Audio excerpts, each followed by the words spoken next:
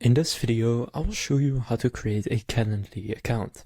To do this, just head over to calendly.com, and from there you can either sign up with Google, Microsoft, or email. In this example, I'll use Google. Then from there, go and choose the Google account you want to use to sign up.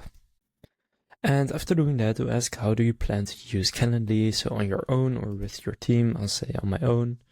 And what is your role? Now you can connect your Google Calendar and any other calendars you want. Then you can set your weekly hours, which is when people will be able to meet with you. And then how would you like to meet with people? So you can choose Zoom, Google Meet, Microsoft Teams, in person, or a phone call. I'll keep it to Google Meet and then continue. And from there you will have fully set up your Calendly account and you can now start using it. So now you know how to create a Calendly account. If this video was helpful, please consider leaving a like and subscribing to my channel. With that being said, I will see you in the next video.